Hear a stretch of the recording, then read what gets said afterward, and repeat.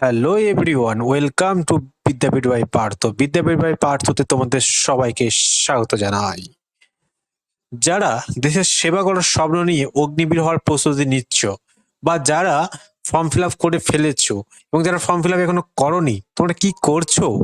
যাও form fill up করে আসো। 1 তারিখ 1 এপ্রিল তোমাদের কিন্তু পরীক্ষা বলছি, ফর্ম ফিল আপের লাস্ট ডেট। তো তোমরা অবশ্যই ফর্ম ফিল আপ করো, এবং তোমরা ফর্ম ফিল আপ করার পর কিন্তু হাতে মাত্র 1 মাসই সময় পাবে, অর্থাৎ 30টা দিন সময় পাবে। তারপরেই তোমাদের কিন্তু এম, জুন জুনের প্রথম সপ্তাহে কিন্তু তোমাদের পরীক্ষা হবে।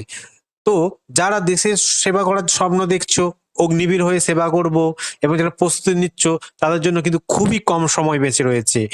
তোমাদের জুন মাসেই কিন্তু পরীক্ষা। তো তোমরা কি ভাবছো যে ফর্ম ফিল আপ করে দেওয়ার পর 1 মাস হাতে আছে, সেখানে দমে জিকে প্র্যাকটিস করবো, দমে জিকে মুখস্থ করবো, তাহলেই হয়ে যাবে? না বন্ধুরা, তোমরা কিন্তু ভুল করছো। তোমরা যদি জিকে হাজার হাজার মুখস্থ করো, তাহলে কিন্তু হবে না। তোমরা ভাবছো যে আমি হাজার হাজার জিকে মুখস্থ করলেই কেল্লা ফতে? একদম না। অগ্নিবীর পরীক্ষার জিকে ভালো স্কোর করতে গেলে কিন্তু অবশ্যই হার্ড ওয়ার্কিং নয়, স্মার্ট ওয়ার্কিং করতে হবে। বুঝতে পারছো? এবং আজকের এই ভিডিওতে আমি শেয়ার করব তোমাদের কিভাবে এই 30টা দিনে তোমরা জিকে তে 60 নাম্বারের মধ্যে মিনিমাম 55 আপে পাও। হুম। তো অবশ্যই কিন্তু আমাদের স্মার্টলি ভাবে এই 30 দিনটাকে কাজে লাগাতে হবে। দেখো, তোমরা যদি চাও এই 30 দিনে জিকে তে ভালো একটা স্কোর করতে, দেখো জিকে তে যদি ভালো স্কোর না করতে পারো, তোমাদের চাকরি কিন্তু অসম্ভব। কারণ জিকে তে কিন্তু 60% নাম্বার আছে, অর্থাৎ 100টা নাম্বারের 60টা কিন্তু 60 নম্বর কিন্তু জিকে থেকেই আসবে। তো জিকে তে যে ভালো নাম্বার করতে পারবে বা স্কোর করতে পারবে, সেই কিন্তু আলটিমেট চাকরিটা পাবে। তার আগে তোমরা যদি ভাবো না আমি জিকে তে জাস্ট পড়লেই হলো, আমি ম্যাথ আর রিজনিং করে বেরিয়ে যাবো, ভুল ভাবছো বন্ধুরা।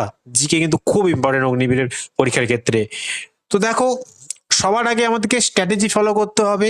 এবং তোমরা যদি চাও যে আমার এই চ্যানেল থেকে অগ্নিবীরের জন্য এই 30 দিনের জিকে পড়বে, তো অবশ্যই পড়তে পারো। আমি কিন্তু তোমাদের জন্য 30 দিনের একটা রোড ম্যাপ নিয়ে এসেছি।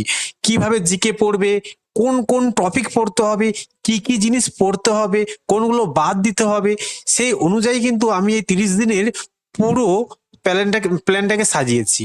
তো অবশ্যই কিন্তু তোমরা এই ভিডিওটা শেষ পর্যন্ত দেখো আমি কিভাবে সাজিয়েছি এবং কি কি বাদ দিতে হবে, কি কি পড়তে হবে। তো চলো শুরু করা যাক। দেখো, আমাদেরকে আগে জানতে হবে কি কি পড়তে হবে। অর্থাৎ দেখো, জিকে মানে জেনারেল নলেজ, সেখান থেকে আমাদের আসবে কত? সেখান থেকে আসবে 15 নাম্বার, যেখানে 30 নম্বর থাকবে, সরি 15টা প্রশ্ন আসবে, যেখানে 30 নম্বর থাকবে। এবং সাধারণ বিজ্ঞান, যেখান থেকে 15টা প্রশ্ন আসবে এবং 30 নম্বর থাকবে। মোট আমার নাম্বার 60।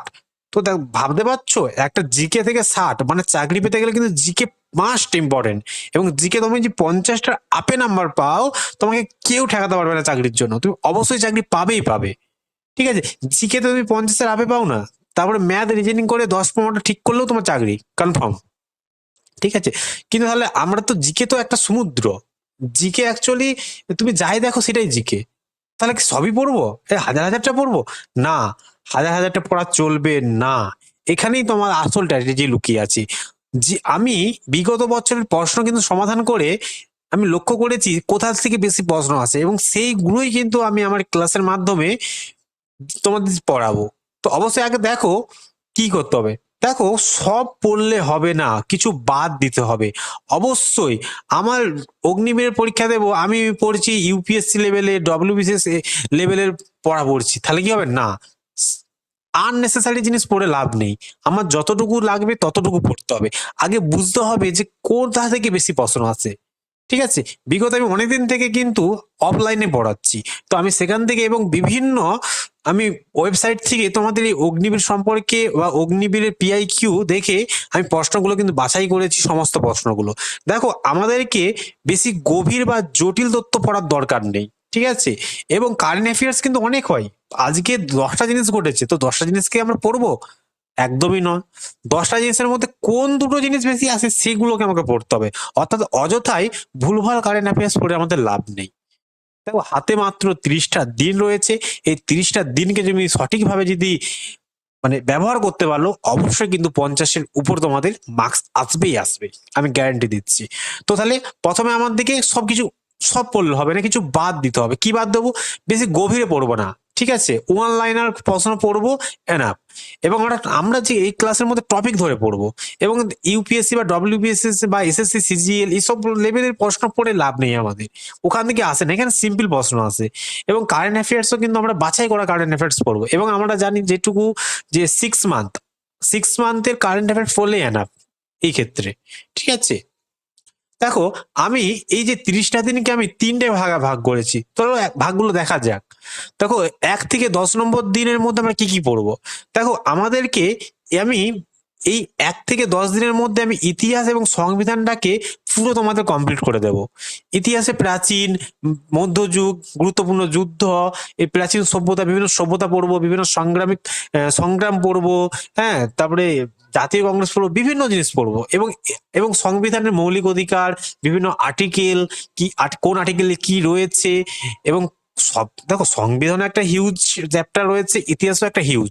তো তাহলে ইতিহাসের আমি কি সবই পড়বো না, আমি সেখান থেকেও তোমাদের জন্য অগ্নিবীরের, স্পেশালি অগ্নিবীরের জন্য, অগ্নিবীর পরীক্ষার জন্যই কিন্তু আমি প্রশ্নগুলো তোমাদের জন্য নিয়ে আসবো।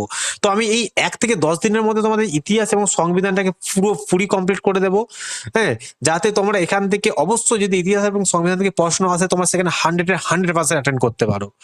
তারপরে দেখো, 11 থেকে 20 নম্বর দিনে আমরা ভূগোল পড়বো আর বিজ্ঞান পড়বো। তো ভূগোলেও কিন্তু সবকিছু পড়লে হবে না, আমি ভূগোলের অ্যানালাইসিস করে দেখলাম যে ভূগোলের নদ নদী এবং পর্বত এবং জাতীয় উদ্যান, আর এই আমাদের দেশের সম্পর্কে এবং প্রতিবেশী দেশ সম্পর্কে প্রচুর প্রশ্ন আসে। বিগত বছর প্রশ্ন উল্টে দেখো, এখান থেকে বেশি প্রশ্ন আসছে। এবং বিজ্ঞান থেকেও কিন্তু আমরা সেই স্পেসিফিক জায়গাগুলি পড়ে নেবো যেখান থেকে বেশি প্রশ্ন আসে। অবশ্যই বিজ্ঞানের মধ্যে আমি স্পেসিফিক কতগুলো টপিক আমি ভাগ করেছি, যেমন ভিটামিন, মানবদেহ, বিভিন্ন একক এবং পিএইচ স্কেল, এই সমস্তগুলো পড়লেই এনাফ এখানে।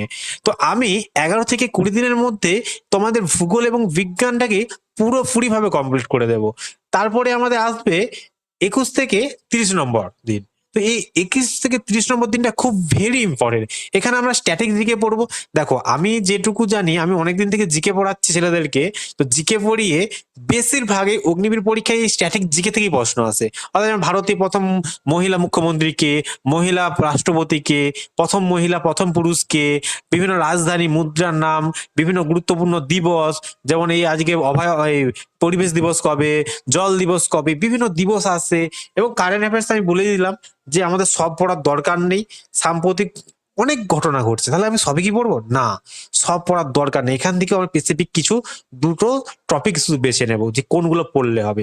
তো আমি তোমাদের এই 11 থেকে 30 দিনের মধ্যে এই স্ট্যাটিক জিকে এবং কারেন্ট অ্যাফেয়ার্সটা অল কমপ্লিট করে দেবো। এবং এই সমস্ত নোটস গুলোও কিন্তু তোমাদেরকে ফ্রিতে প্রোভাইড করব, কোনো চার্জ নেব না। তোমাদেরকে 30 দিনে আমি ফ্রিতে রেডি করে দেবো জিকের জন্য, যাতে তুমি এই 60টার মধ্যে 55টা প্লাস তো কোর্স করবেই করবে, এটা আমি পুরো গ্যারান্টি দেবো।